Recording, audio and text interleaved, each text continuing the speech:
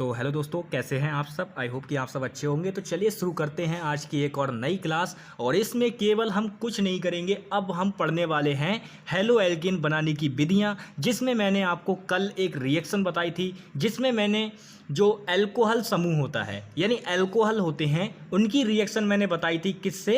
Alcohol की जो क्रिया थी वो मैंने बताई थी आपको हैलोजन अम्ल यानी हैलोजन एसिड से, जिसमें मैंने आपको बताया था कि आपका क्या प्राप्त हो रहा था। मतलब जो भी आप अल्कोहल लोगे, अगर आपने एथेनॉल लिया यानी कि एथिल अल्कोहल लिया तो एथिल मतलब आपका क्या बन जाएगा। देखिए, अगर आप एथिल अल्कोहल लोगे तो एथिल क्लोराइड बन जाएगा, अगर आप मेथिल अल्कोहल लोगे तो मेथिल क्लोराइड बन जाएगा, अगर प्रोपिल अल्कोहल लोगे तो प्रोपिल क्लोराइड बन जाएगा। इस प्रकार से हमारी चीज़ें बन रही थी। अब उसी प्रकार से अब आप बात करें, आपके दिमाग में देखिए एक प्रश्न उठ रहा होगा, जो कल हमने रिएक्शन बताई थी उसके हिसाब से आपके दिमाग में मैंने क्या लिया था। उसमें मैंने लिया था HCl और क्रिया किससे कराई थी? मैंने कराई थी CH3OH। अब देखिए एक है यानी कि ये क्या है? मेथिल ग्रुप है, यानी कि मेथिल अल्कोहल हो गया। ये इतना क्या हो गया? इतना हो गया मेथिल, इतना हो गया मेथिल। और ये OH क्या है? अल्कोहल समूह है, यानी कि मेथिल अल्कोहल हो गया ये। और ये HCl क्या है? हैलोजन एसिड है एक, ठीक है, हैलोजन एसिड है। अब बात करते हैं हम, जब मैंने इस हैलोजन अम्ल से क्रिया कराई, इसको गर्म किया, तो हमें क्या मिल जाता है? CH3Cl प्राप्त हो जाता है। और क्या होता है भैया? ये जो H और ये क्या है? H2O बन जाता है, ठीक है। इस प्रकार से मैंने आपको बताई थी ये रिएक्शन। अब इसमें मैंने आपको एक बात आपके दिमाग में आ रही होगी, क्या हम HCl से ही क्रिया कराएंगे? नहीं दोस्तों, ऐसा नहीं है। मतलब समझने वाली बात यह है कि हम HCl से ही अब क्रिया नहीं करा सकते। जो भी आपके हैलोजन एसिड हैं आप उनसे करा सकते हैं, यानी HCl की जगह आप HI का भी यूज़ कर सकते हैं, यानी हाइड्रोजन आयोडाइड, ठीक है। और आपका क्या होता है? HBr यानी हाइड्रोजन ब्रोमाइड, इनका भी आप यूज़ कर सकते हैं, कोई प्रॉब्लम नहीं है। दोनों का आप, इन तीनों का यूज़ कर सकते हैं, कोई दिक्कत नहीं होगा। अगर मान लो आपने इसका यूज़ किया तो क्या करोगे? अगर आपने HI का यूज़ किया तो यहाँ पे Cl की जगह क्या होगा? यहाँ पे I आ जाएगा, यानी कि मेथिल आयोडाइड बन जाएगा। बनेगा तो हेलो एल्केन ही और जल बनेगा। अगर आपने हाइड्रोजन ब्रोमाइड का यूज़ किया तो ये मेथिल ब्रोमाइड बन जाएगा और यहाँ पे क्या बनेगा? जल ही। यानी कि कुछ भी कर लो आप, ये तीनों हैलोजन एसिड यूज़ कर सकते हो और आपको क्या प्राप्त हो जाएगा? हेलो एल्केन यानी एल्किल हैलाइड प्राप्त हो जाएगा। ये अभिक्रिया हमने कल पढ़ी थी अल्कोहल की। अब अल्कोहल की मैंने आपको 3 रिएक्शन बताई थी, जिसमें से मैं एक बता चुका हूं। आज हम पढ़ेंगे सेकंड अपक्रिया के बारे में। सेकंड अपक्रिया के बारे में पढ़ेंगे, बिल्कुल बहुत ही आराम से पढ़ेंगे, चाहे भले ही हमारी एक ही रिएक्शन हो, उससे मुझे प्रॉब्लम नहीं है। मुझे तो बस आपको समझाना है अच्छे से। तो आज हम बात करेंगे फास्फोरस हैलाइड से अपक्रिया। फास्फोरस हैलाइड से अपक्रिया, हैलाइड से अभिक्रिया। अब फास्फोरस हैलाइड क्या होते हैं, ये बात भी आती है भाई कि ये फास्फोरस हैलाइड क्या होते हैं। तो सबसे पहले मैं आपको बताता हूं कि फास्फोरस हैलाइड क्या होते हैं।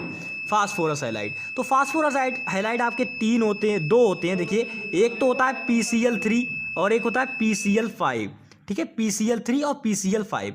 अब हम बात करते हैं ये क्या होता है। अब इनका नाम भी देख लीजिए, क्योंकि अब ऐसा तो है नहीं कि PCl5 बोलते फिरेंगे, इनका कोई ना कोई नाम भी होगा। तो देखिए, दोनों का नाम है। सबसे पहली बात, ये जो PCl3 दिख रहा है, इसका नाम होता है फास्फोरस ट्राइक्लोराइड। इसको क्या कहते हैं दोस्तों? फास्फोरस ट्राइक्लोराइड इसका रासायनिक नाम है, फास्फोरस ट्राइक्लोराइड।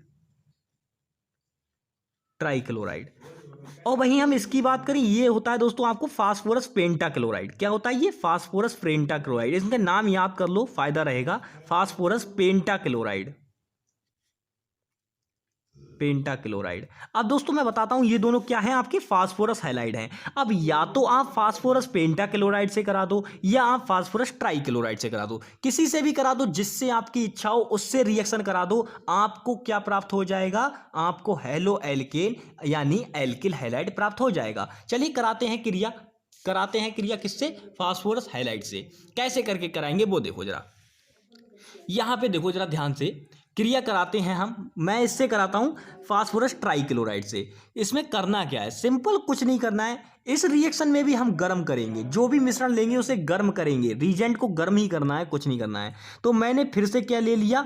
मेथिल अल्कोहल ले लिया, मेथिल अल्कोहल ले लिया, जिसकी क्रिया मैंने करा दी PCl3 यानी फास्फोरस ट्राइक्लोराइड, और इनको दोनों को क्या कर लिया मैंने, गर्म कर लिया। इन दोनों को मैंने क्या कर लिया, गर्म कर लिया।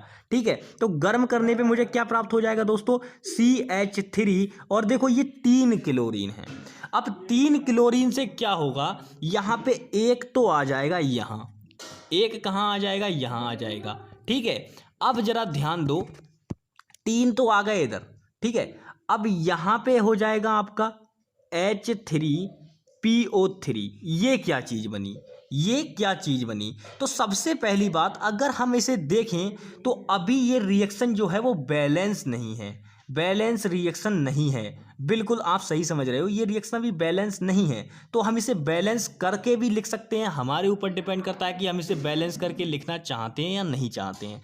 ठीक है, तो आप इसे बैलेंस करके भी लिख सकते हैं। तो बैलेंस करने के लिए हमें देखो क्या करना होगा। सबसे पहले जरा इधर देखो, इधर हाइड्रोजन 3 है, इधर 3 है, यानी कि 3 3 6 हाइड्रोजन हो गए, बट इधर 3 है। तो इधर हाइड्रोजन 3 करने के लिए हमें क्या करना होगा, 3 से गुणा कर दो। तो देखो अब क्या हो जाएगा, देखो ध्यान से देखो, यहाँ पे हम क्या करेंगे, क्योंकि हमें सब चीज़ अपनी ठीक करनी होंगी। जैसे हम यहाँ पे देख रहे हैं कि हमारा क्या है, जब हमने ट्राइक्लोराइड लिया है यहाँ पे, ये ट्राइक्लोराइड, तो हम देख रहे हैं यहाँ पे कि क्लोरीन 3 है हमारे पास। तो 3 में से क्या हुआ, 3 में से एक ही तो यहाँ आया है, 3 में से एक ही तो यहाँ आया है, बाकी तो ये और तो फास्फोरिक एसिड बन गया, इसकी तो बात अलग है। लेकिन इसे जब रिएक्शन को बैलेंस करके लिखेंगे तो क्या करना होगा, अब यहाँ पे 2 क्लोरीन बचा है, 2 क्लोरीन बचा है। ठीक है, और यहाँ पे देखो ये 3H, ये 3H। ठीक है, यहाँ पे कितना है, 3 3 9H, यानी कि अगर मैं बात करूं दोस्तों तो यहाँ पे आपका बन जाएगा 3HCl और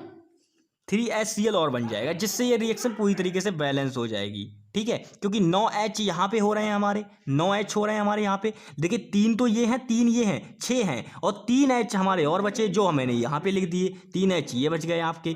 ठीक है, वैसे यहाँ पे देखो O3, तो O3 तो कोई दिक्कत नहीं है, O तो पहले से ही बैलेंस है यहाँ पे। लेकिन जो H है, एक H यहाँ पे ये है, यानी कि 3 3 9 और 1 10, तो यहाँ पे इसीलिए ये 3H आया। और Cl कितने, Cl यहाँ पे 2 हैं। ठीक है, तो ये 2 Cl आपके यहाँ पे आ जाएंगे, 2 Cl। ठीक है, और ये एक तो है ही यहाँ पे, तो इसलिए ये क्या हो गया आपका, 3Cl हो गया। तो ये बन जाएगा। तो यानी कि कुल मिला के पूरी रिएक्शन ये होगी आपकी। तो आपको मेन प्रोडक्ट पे ध्यान देना है, मेन प्रोडक्ट पे ध्यान देना है। देखो कैसे बना मेन प्रोडक्ट। सबसे पहले हमने लिया यहाँ पे मेथिल अल्कोहल, मेथिल अल्कोहल लिया हमने,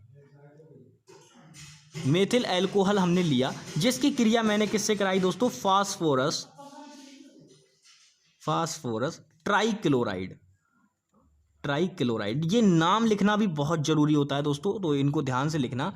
तो ये हमें प्राप्त हो गया क्या, यहाँ पे मेथिल क्लोराइड प्राप्त हो गया,